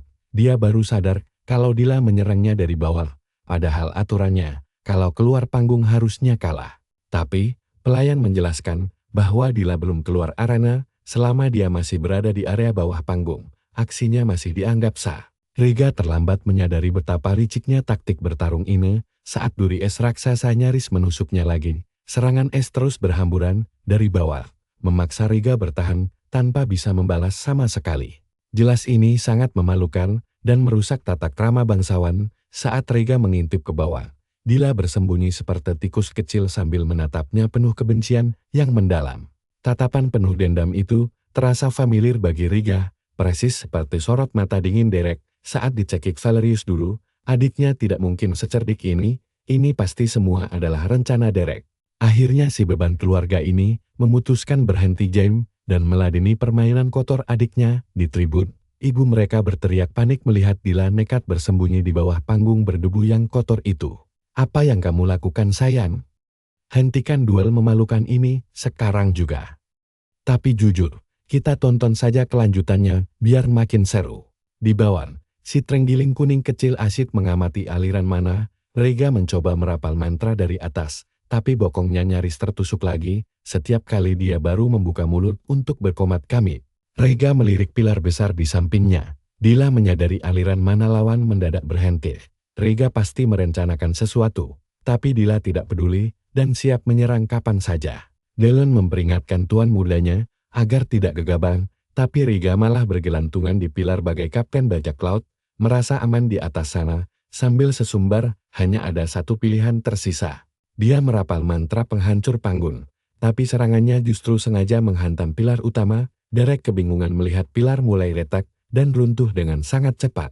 Ternyata dia sengaja meruntuhkan seluruh pilar untuk menimbun adiknya hidup-hidup. Gila memang. Dan lucunya, sang ibu malah mengkhawatirkan keselamatan Riga daripada putrinya sendiri. Di balik kepulan debatable, wajah penuh dendam Dila terlihat samar. Riga mulai bersiap meluncurkan serangan panah sihir mirip jurus milik Derek di bab 0 lalu. Tapi Dila bisa merasakan bahaya dan bersiap menangkis. Sialnya mana miliknya sudah terkuras habis. Panah sihir melesat cepat nyaris menembus kepalanya sebelum dia berhasil menghindar, membuat Riga makin jemawa.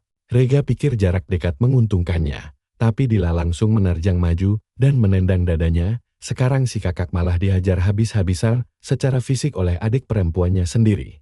Riga berlutut menahan malu sementara Dila melempar segenggam pasir tepat ke matanya.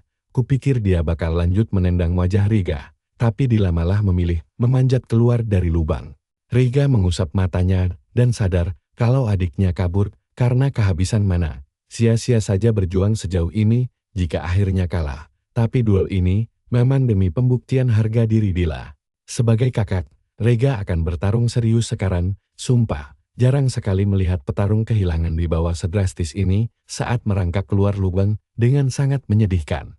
Dila bahkan terlihat jauh lebih bermartabat dibanding kakaknya, walau tubuhnya berdarah-darah. Di saat genting ini, dia kembali teringat nasihat Derek tentang cara mengendalikan mana layaknya kuas lukis.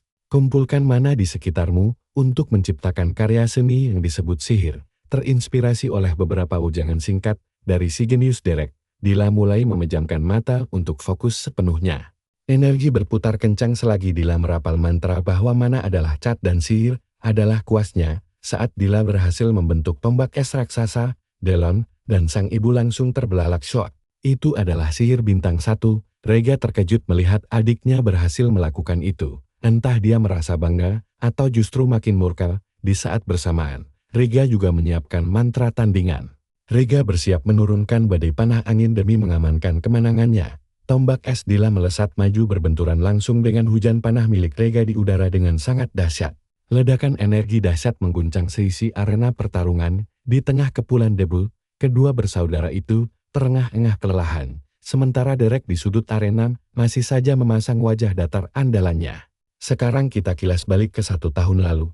Delon melapor kepada Tuan Besar mengenai sepucuk surat dari keluarga Belmiardi terkait rencana pertemuan sosial mereka yang akan segera diadakan. Sang ayah hanya menatap dingin keluar pintu, melihat putri yang selama ini dia anggap sebagai produk gagal di dunia ini, sedang berusaha keras sendirian. Baginya, Dila selalu tidak berguna. Tapi kembali ke arena masa kini, Dila tampak berdiri kokoh berkat pelindung dari kalung magisnya yang akhirnya aktif di detik-detik terakhir. Sayangnya, serangan Dila meleset tipis di samping Riga. Untuk pertama kalinya, Derek menundukkan kepala mengira Dila kalah. Dila menangis frustrasi sementara ayahnya menonton dalam diam dari kejauhan. Sang ibu langsung mengomel karena pertarungan sihir mulia ini berubah menjadi duel fisik yang vulgar dan memalukan. Dia terus mengoceh menyalahkan guru les Dila yang tidak berguna. Sementara sang ibu terus mengoceh, pikiran Raymond melayang ke masa lalu. Dia teringat saat memperkenalkan dirinya sebagai Raymond Oswald de Plain yang merasa terhormat bisa mengabdi di medan perang. Saat itu, Jenderal bermata satu memuji Raymond muda yang memiliki sorot mata penuh ambisi besar. Kini, kembali ke masa sekarang, Raymond menatap putrinya yang sedang menangis di arena. Apakah Raymond melihat dirinya sendiri di dalam diri putrinya? Nah, coba perhatikan tatapan mata Dila sekarang, jauh lebih tajam dan kuat dibanding sebelum duel dimulai tadi. Dila menepis para pelayan lalu berjalan mendekati Riga tanpa sisa tenaga. Kakaknya cuma berkata bahwa dia bertarung cukup baik. Lalu Dila terus melangkah pergi tanpa memedulikannya. Pelayan ingin membawanya ke kamar, tapi Dila mengabaikan mereka. Dia langsung berjalan menemui Derek yang dari tadi hanya menatapnya tanpa ekspresi hangat sedikit pun. Lalu dia menutup wajahnya, menangis terisak, dan mengaku kalah sambil minta maaf. Kira-kira apa sih protagonis bakal peduli, atau tetap berlagak jadi cowok dingin tanpa emosi? Dia cuma berdiri tegak lalu bilang kalau itu sama sekali bukan masalah besar. Kalah itu biasa. Rasa frustrasi hanyalah batu loncatan untuk tumbuh jadi lebih kuat. Tapi astaga, gadis ini malah menangis lagi. Sudahlah, jangan cengeng begitu. Semua orang juga tahu kamu kalah. Jadi hentikan tangisanmu sekarang. Ayo, tampar saja dia seperti hari pertama dulu. Tiba-tiba ibunya datang dan langsung panik melihat lutut Dila terluka parah. Dia mengeluh betapa beratnya penderitaan putrinya, lalu berjanji akan segera mengobati semua luka di tubuhnya. Dila mengucapkan terima kasih, lalu pergi begitu saja bersama para pelayan setianya. Tentu saja, si ibu langsung menghapus air matanya, lalu berbalik untuk mengganggu Towok kita. Dia memaki dengan sebutan rakyat jelata yang sangat kotor. Dia berteriak menanyakan apa yang sudah dilakukan Towok ini pada putrinya dengan sihir bintang satu rendahan itu. Lalu melayangkan sebuah tamparan keras. Dia menuduh trik kotor itu telah merusak reputasi mulia keluarganya. Satu tamparan lagi melayang sambil memaki, kalau sampah sepertinya tidak pantas berada di sini. Dia terus mempermalukannya sementara sang ayah cuma menonton diam, hingga akhirnya Raimon menampar pipi istrinya dan menyebutnya sangat memuakan. Wanita itu langsung histeris dan tidak terima ditampar demi membela seorang rakyat jelata. Raimon membalas bahwa meski anak ini rakyat biasa, dia adalah guru bagi putri mereka. Ayah mana yang tega membiarkan guru anaknya diperlakukan sekejam itu di rumahnya sendiri. Dia berbalik ke arah si protagonis dan meminta maaf atas kelakuan Mirila, karena setiap orang tua punya cara tersendiri dalam menyayangi anaknya. Sambil memegangi pipinya yang masih terasa sangat panas, Towok kita berkata itu bukan masalah. Raimon mengajaknya bicara berdua saja. Lalu mereka berjalan pergi meninggalkan Mirila yang berdiri mematung dengan amarah yang meledak-ledak. Begitu sampai di ruang kerja, Raimon memuji cara mengajar Towok kita yang sangat luar biasa pada Dila. Sebagai kepala keluarga, dia ingin memberikan hadiah yang sangat pantas berupa sihir tingkat tertinggi yang bisa dipelajari manusia biasa. Dia ditawari sihir bintang 3, tapi coba lihat ini si protagonis sadar kalau bapak ini cuma membual manis demi memancing bakat si penyihir bintang 5 kita. Meski tidak tahu niat terselubung bapak itu, dia tidak mau membuang kesempatan berharga ini, lalu langsung menyetujuinya. Tapi kemudian pria itu mulai memancingnya dengan berkata sihir tingkat 1 itu masih jauh dari standar kalangan bangsawan tinggi. Si protagonis langsung membantah hal itu. Dia tahu masih banyak penyihir hebat di dataran Indul yang bisa mengajarinya, karena dasar-dasarnya sudah dikuasai. Sekarang dia hanya perlu terus berlatih secara konsisten. Raimon membalas, kalau dia tidak butuh instruktur biasa melainkan seorang guru sejati, ditambah lagi, bocah di depannya ini punya ambisi besar yang tidak pantas dimiliki rakyat biasa. Dia harus tahu betapa hinanya hal itu bagi kaum bangsawan.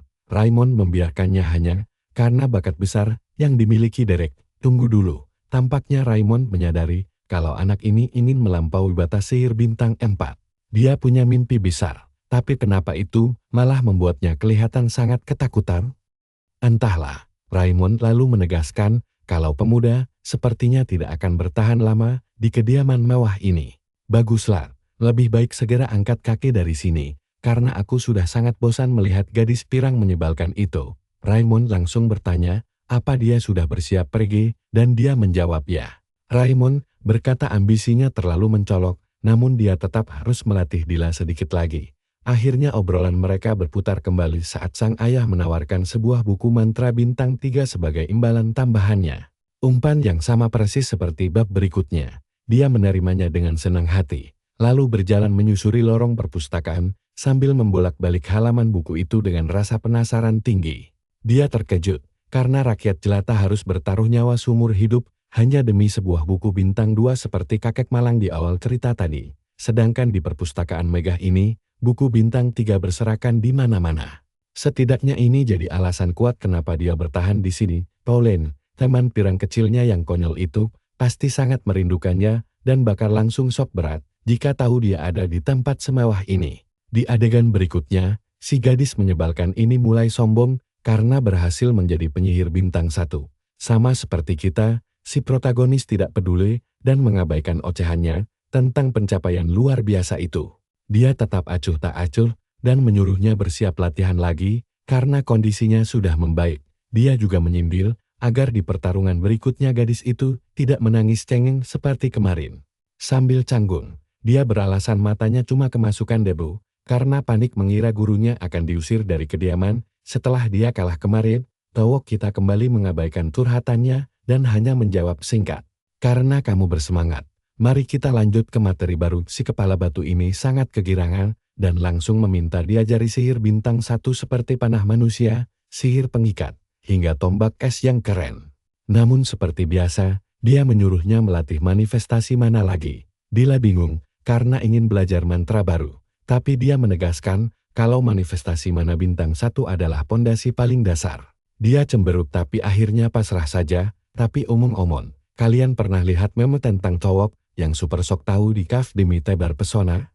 Nah, si protagonis ini kelakuannya mirip sekali dengan gambaran Towok di dalam meme kocak itu, sangat menggelikan. Jika mengingat dulu gadis ini sering menyiram air dan menghinanya habis-habisan, tapi sekarang dia malah menjadi sangat penurut. Meskipun begitu, dia tetap ceria dan berjanji akan berlatih dengan sungguh-sungguh demi kemajuannya sendiri. Saat malam tiba, dia tampak kelelahan. Towok kita lalu berkomentar kalau dia mendengar kabar gadis itu akan sangat sibuk belakangan ini. Pelayan bernama Sergi mengabarkan kalau Dila juga harus mengambil kelas khusus bangsawan dan tata krama sebagai penyihir bintang 1 yang baru. Kini dia akhirnya mendapatkan pendidikan formal yang sesungguhnya. Dia mulai mengabsen pelajarannya, mulai dari botani, menjahit, sejarah, hingga bahasa asing. Astaga, kalau aku jadi dia, aku juga pasti akan mengamuk hebat. Kenapa harus belajar semua itu dibanding belajar sihir bola api? Pasti jauh lebih menyenangkan. Dia mengeluhkan hal itu pada si protagonis, yang kemudian menyuruhnya untuk mengabaikan kelas bangsawan dan fokus saja pada sihir, lalu menyalahkan dirinya jika ada masalah nanti. Namun dia merasa taktik itu terlalu berbahaya, karena ibunya pasti akan terus mencari masalah untuk mengusirnya dari sini, meskipun sang ayah sudah memberikan restu penuh padanya. Dia mengaku heran kenapa ibunya sangat ingin melihatnya menjadi lemah. Gaela menjelaskan, kalau sang ibu sangat takut putrinya akan berakhir menjadi tentara bayaran kasar yang suka bertarung bebas demi uang. Towok kita menimpali bahwa jika masalahnya sesederhana itu, mereka hanya perlu membuatnya bungkam 1000 bahasa tanpa bisa mengeluh lagi. Adegan bergeser memperlihatkan Mirilla yang sedang berjalan gusar mengitari lorong mansion sambil memikisi tentara bayaran miskin itu. Dia membayangkan putrinya akan menjadi sosok kasar yang suka memaki dan menyembelih babi hutan liar hingga kepalanya pusing sendiri. Tiba-tiba putrinya memanggilnya dari kejauhan. Mirilla langsung bersiap melihat sosok berandal kecil yang dilatih Towok itu. Tapi yang dia temukan justru seorang gadis bangsawan yang luar biasa anggun dan manis. Kira-kira begitulah, dan sekarang bab baru memperlihatkan acara minum teh santai para bangsawan. Seseorang menyebut, kalau belakangan ini Lady Aselin terlihat sangat murung dan kurang bersemangat. Aselin langsung meminta maaf atas sikapnya itu, dan sekarang muncul karakter baru berambut merah bernama Elentri dari keluarga Belmiardi. Apakah gadis keras kepala ini bakal menjadi murid baru bagi protagonis kita selanjutnya? Elentri berbisik kalau dia mendengar kabar Aselin menyelamatkan orang asing di luar distrik bangsawan. Dengan senyum manis, Aselin membenarkan kabar itu demi mencarikan guru terbaik bagi adik tercintanya. Elentri merasa hal itu sangat tidak biasa dilakukan seorang bangsawan tinggi. Gurunya pasti sangat hebat, sampai dia rela turun langsung mencarinya. Tapi tunggu dulu, di sana juga ada gadis berambut putih mirip Dila. Namanya Denise, putri kedua dari keluarga Beltwis. Desain karakternya terlalu cantik untuk digambar oleh komikus pria biasa. Aku merasa seperti masuk ke dalam perangkap komik romansa karena estetikanya yang sangat anggun. Aku bahkan sempat bingung, apakah ini komik petualangan atau kisah romantis yang manis? Tapi sudahlah, kita tinggal punya 2 bab tersisa. Saat ini mari kita lihat kelanjutannya. Padahal di awal tadi si protagonis cuma mengalahkan 2 goblin hutan biasa. Denise kemudian menanyakan kabar Dila, dan Aselin menjawab dengan bangga kalau adiknya sudah tumbuh menjadi sangat luar biasa. Dia bahkan telah berhasil membangkitkan lingkaran sihir pertamanya dengan sangat anggun. Mendengar hal itu, Denise mulai mencurigai rahasia besar mereka dan berniat mencari tahu lebih dalam tentang guru misterius tersebut. Isaline mengiyakan, dia memang bukan bangsawan, tapi kemampuannya luar biasa. Perjalanan jauh ke kelompok tentara bayaran di kota Beldon untuk merekrutnya itu benar-benar tidak sia-sia. Mereka berdua cuma mencatat info itu sambil menebak siapa si aneh ini, dan Alenta langsung merasa ada yang sangat tidak beres di sini. Katanya dialah selalu bikin semua gurunya kabur, sampai guru terakhir menangis terharu, karena dia sangat baik. Alenta tersenyum, dan bilang ingin tahu nama guru ajaib yang luar biasa itu. Ya, ajari saja si ibu tua ini, jangan cuma mengajar anak-anak, dia bilang, kalau pemuda itu berbakat, dia pasti terkenal nanti, jadi, dia mau tahu namanya sebelum semua orang tahu. Isalain langsung terharu, dan menyebut nama pemuda hebat itu, adalah Derek. Di sisi lain, dialah berbohong pada ibunya, bahwa sang protagonis, yang mengajarinya etiket kesopanan, yang benar saja. Setiap pertanyaan ibunya, selalu dijawab dialah dengan alasan belajar dari Derek. Padahal dalam hati dia mengumpat bocah sialan itu, tidak lama kemudian, ibunya di luar menggerutu kesal tentang gadis terkutuk itu. Entah berapa kali dia mau menyebut nama itu, ibu yang sulit menyenangkan ini curiga apa yang dilakukan bajingan itu. Pelayan bahkan bilang belakangan ini, dialah jadi sangat sopan kepada semua orang. Tukang kebun bilang dia sudah banyak berubah dan jauh lebih baik. Dylan juga merasa heran melihatnya bersikap sesopan ini. Mendengar semua pujian itu, si ibu malah makin emosi dan kesal. Dia ingin mencari cara untuk mengusir si bokar, tapi semua orang malah terus memujinya. Dia berkeringat dingin karena marah. Sementara di malam hari, jagoan kita berkeringat dingin melatih kekuatan mananya. Entah sihir apa yang sedang dia latih, tapi usahanya masih belum berhasil. Tiba-tiba Rike datang meminta maaf karena mengganggu latihannya. Derek berbalik heran dan bertanya ada apa dia kemari. Rike duduk di sebelahnya dan bilang dia datang untuk membicarakan dialah. Dia lalu melihat sang protagonis memegang buku bintang 3 dan bertanya heran, apakah dia mau mempelajari buku langka itu. Jagoan kita menjawab santai bahwa sang adipati meminjamkannya untuk dibakar. Rike sempat mengira Derek sudah mencapai tingkat bintang 3, tapi Derek membantahnya dan mengaku hanya belajar lebih awal saja. Namun Ricky teringat ayahnya pernah memperingatkan agar jangan bertindak konyol, karena pemuda ini adalah penyihir yang sebenarnya. Ricky pun curiga apakah Derek sedang berbohong, lalu memujinya hebat dan bertanya kenapa dia kemari. Apa ingin membicarakan nona muda? Ricky merasa agak canggung karena sebelumnya dia mencoba beraura di depan adiknya, tapi malah berakhir dihajar habis-habisan oleh gadis itu. Ricky ingin memberinya hadiah dan bertanya, apakah sebaiknya dia menjahit boneka, mengingat bakat buruk Valerius. Derek langsung melarangnya. Ricky menjadi malu dan mengakui bahwa itu memang ide yang sangat buruk. Karena ada Derek di sana, Ricky pamit untuk pergi berlatih. Tapi mereka malah berjalan bersama dan tiba-tiba Ricky berterima kasih. Suasana di rumah kini jauh lebih baik. Bahkan Valerius sekarang tampak lebih fokus mengurus wilayah mereka. Ayah mereka pun merasa sangat bangga dan bersemangat. Derek bilang sulit menebak jalan pikiran Raymond. Ricky setuju, dan dia menyadari bahwa manusia memang bisa berubah, terutama ketika mereka masih sangat muda. Dia harusnya menyadari itu lebih awal bukannya malah mengabaikannya. Dia berterima kasih lagi pada Derek, dan seperti biasa Derek cuma menjawab dingin seadanya dengan wajah datar tanpa beban. Ricky memuji cara dialah merapalkan sihir yang terlihat luwes seperti sapuan kuas lukis. Sang protagonis pun menyadari bahwa orang ini sangat peka terhadap detail halus. Kelas bangsawan memang beda.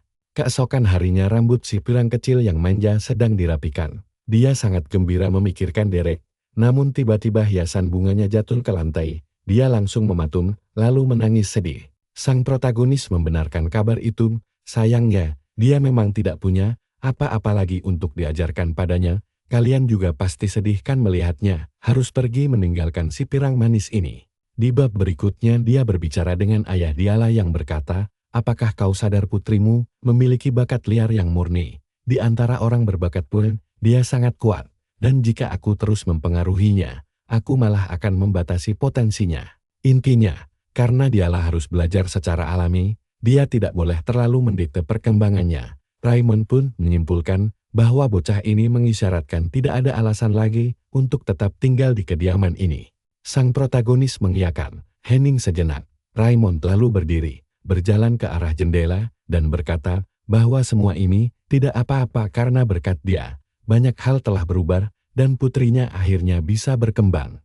Raymond yang selalu terseret oleh segala urusan di wilayahnya, merasa telah gagal menjadi ayah yang baik, tapi sekarang dia merasa lega. Dia bertanya, kapan Derek akan pergi? dan Derek menjawab dia akan menumpang saat Isalain berkunjung nanti. Raymond tidak ragu sedetik pun dan langsung meminta kembali kunci toko buku itu. Sang protagonis pun setuju untuk mengembalikan kuncinya beserta semua kitab sihir yang dia pinjam. Namun anehnya, Raymond bilang dia tidak butuh kitab itu dan hanya menginginkan kuncinya saja. Sang protagonis merasa heran kenapa Raymond membiarkannya menyimpan kitab sihir berharga itu. Jujur saja, kita juga heran. Raymond lalu mempersilakannya pergi. Sang protagonis tidak banyak bicara, hanya berterima kasih, lalu melangkah keluar. Saat berjalan menyusuri koridor kastil, dia malah berpapasan kembali dengan Diala. Gadis itu mengeluh, karena Derek datang tiba-tiba, dan sekarang pergi tiba-tiba juga. Derek menjawab ini, sudah jalannya. Diala menjadi sangat sedih, dan memohon, agar Derek tidak pergi dan tinggal sedikit lebih lama lagi. Namun, sang protagonis mendekat, dan berjongkok seolah dia setinggi 6 meter, agar sejajar dengan jendela. Lalu berkata dia harus kembali ke kehidupan keras sebagai tentara bayaran seperti sedia kala. Dia akan terus belajar sihir, dan Diala juga harus rajin melatih sihirnya agar bisa bersinar di kalangan bangsawan. Mungkin kelak mereka akan bertemu lagi, dan jika dia sudah lebih kuat, dia akan mengajarinya hal baru. Diala sedih tapi mengakui bahwa Derek selalu benar. Namun saat malam tiba, gadis yang sering dibilang beban itu merenung di tempat tidur, terus mengingat semua hinaan menyakitkan dari para bangsawan sombong.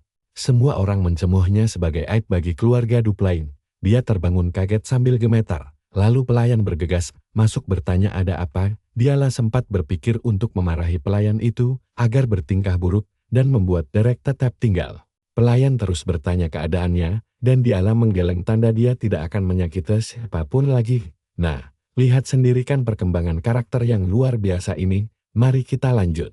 Di adegan berikutnya, mereka sampai di kereta Isalin yang menawarinya tumpangan untuk pergi bersama. Sang protagonis menoleh ke belakang dan melihat arti sebenarnya dari hak istimewa keturunan bangsawan. 5 badut sedang menatapnya.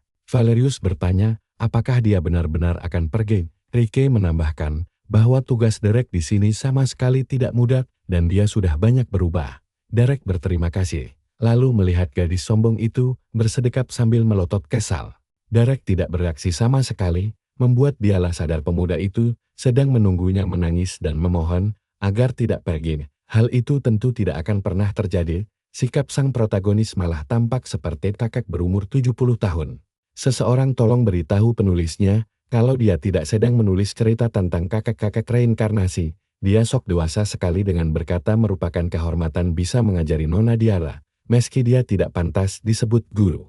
Diala membalas ketus agar dia segera pergi saja dasar orang aneh yang bau. Derek hanya diam, gadis itu menatapnya, lalu memalingkan wajah dengan canggung sambil memperingatkannya agar jangan terluka saat melakukan hal berbahaya nanti. Benar, Derek, lakukanlah hal berbahaya seperti berburu naga sampai terluka parah. Dia mengingatkan Diala untuk berhati-hati juga, tapi Diala menyahut bahwa dia sudah dewasa dan bisa menjaga dirinya sendiri. Dia ingat pernah mengucapkan kata-kata yang sama dulu. Kemudian dia teringat Katya, mentor kecilnya yang tinggi, yang memeluknya erat dan menyuruhnya berpikir matang sebelum bicara, agar tidak mengulanginya lagi sekarang.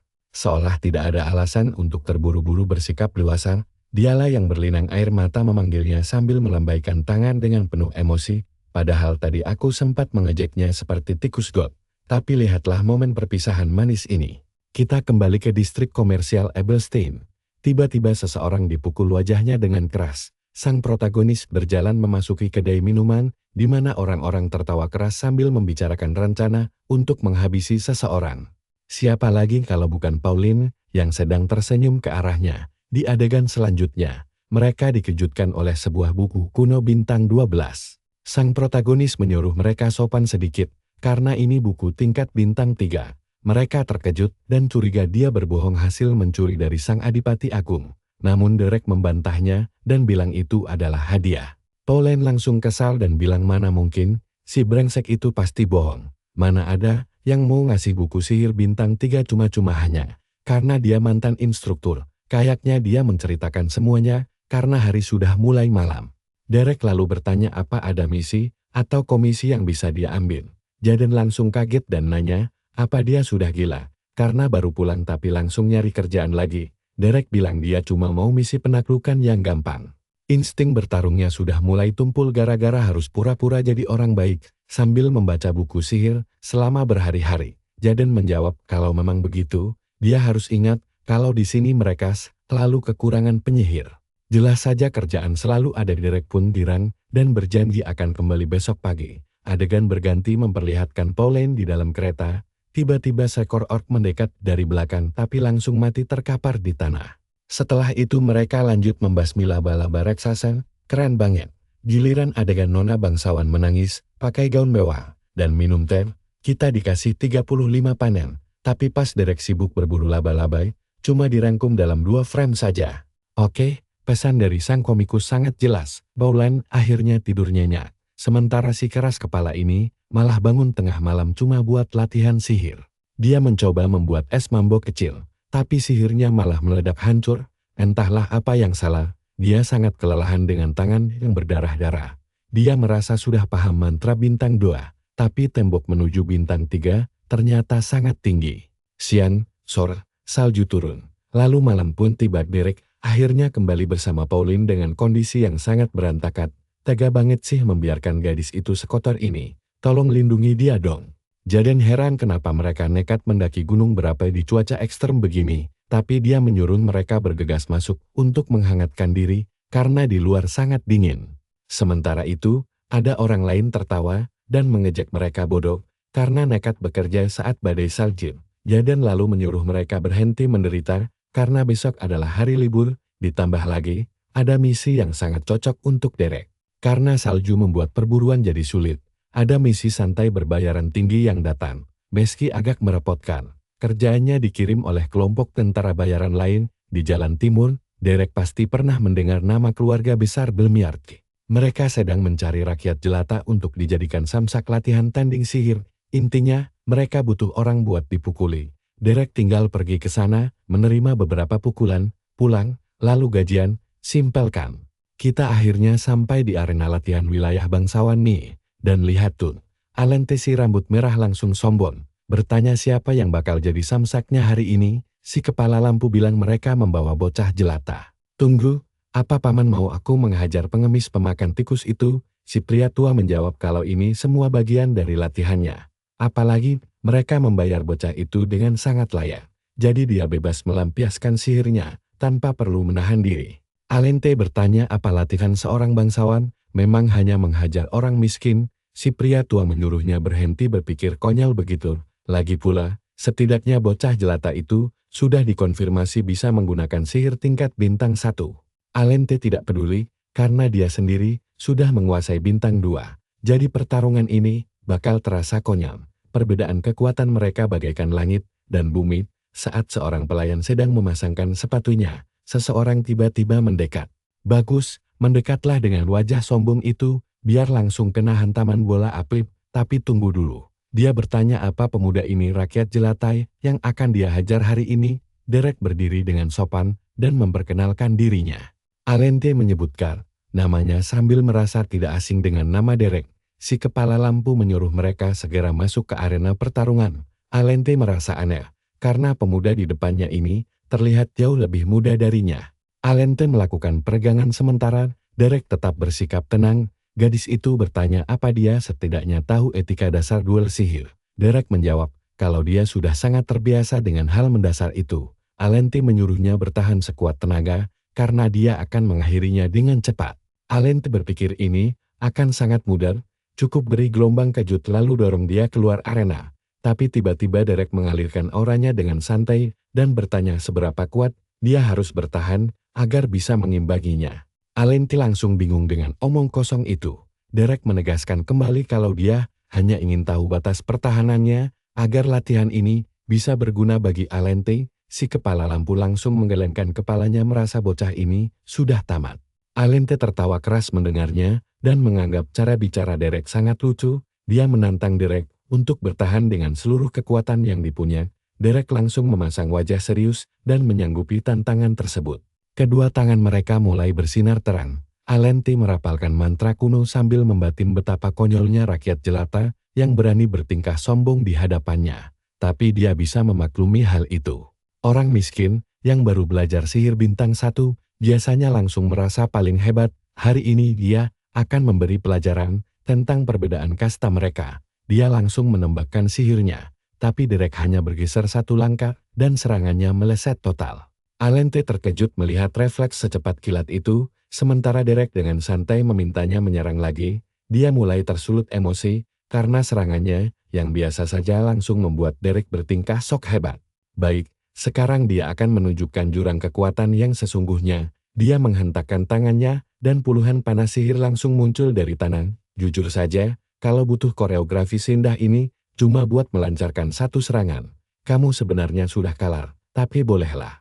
Dia menembakkan semua panah itu sekaligus, tapi Derek hanya melempar kerikil kecil, membelokkan arah serangan, dan menebas semua panah hingga hancur di sampingnya. Alente langsung berdiri, mematun, karena sangat syok.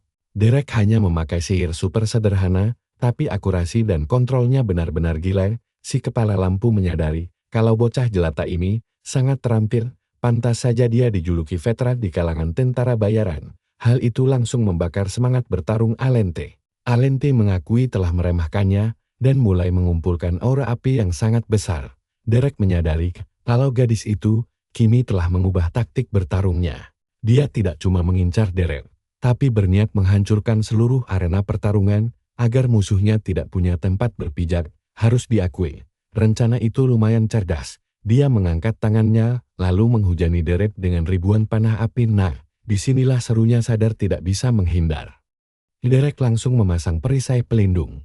Ledakan besar terjadi, asap mengepul, dan Derek masih berdiri tanpa luka sedikit pun.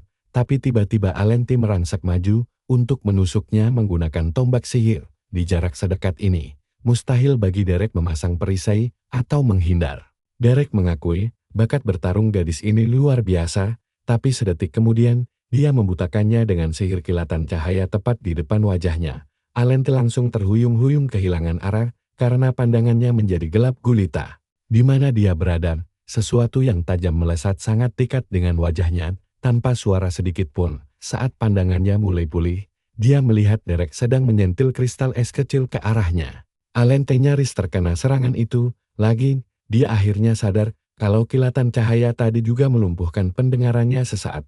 Alasan kenapa kepalanya tidak hancur terkena serangan mematikan itu hanyalah karena Derek sengaja menahan kekuatannya.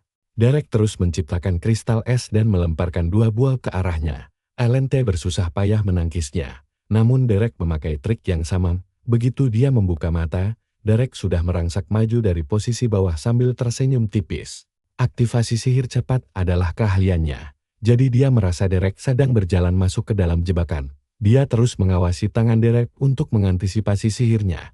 Tapi saat Derek melangkah maju, Alente mundur dan menyadari kalau sihir petir justru meledak dari sepatu boot Derek. Alente terlalu fokus mengawasi tangan hingga lupa memperhatikan pergerakan kakinya. Dia nyaris tersambar petir kuat, terpaksa bertahan, dan akhirnya terpental ke belakang. Si kepala lampu sampai melongo keheranan melihat kejadian tersebut. Bocah ini benar-benar tidak biasa karena gaya bertarungnya sangat liar dan tidak terduga. Orang yang terbiasa dengan aturan duel normal pasti tidak akan berkutik. Derek baru saja bertemu si rambut merah, tapi sudah berhasil membuatnya kewalahan. Alente mengakui kalau Derek sangat menarik, tapi seperti biasa Derek tidak memberikan reaksi apa-apaan. Nona bangsawan itu mendekat dan jujur mengira kalau Derek hanyalah omong besar yang payah. Sebelum akhirnya melihat kemampuan aslinya. Dia membungkuk memberi hormat dan berterima kasih atas pelajaran berharga hari ini, tapi astaga, dia licik sekali. Sambil mengucapkan terima kasih, dia tiba-tiba menghentakkan kakinya dan mengirimkan serangan petir kejutan. Tapi jangan harap bisa mencuri momentum dari jagoan kita ini, karena dia langsung merentangkan tangannya dan membalikkan sambaran petir itu ke arah Alente sendiri. Di saat dia lengah menghindar ke samping, Derek kembali mendekat, memberikan tatapan tajam. Sekaligus sebuah ajakan untuk menyukai video ini, agar membantu Mamoru membuat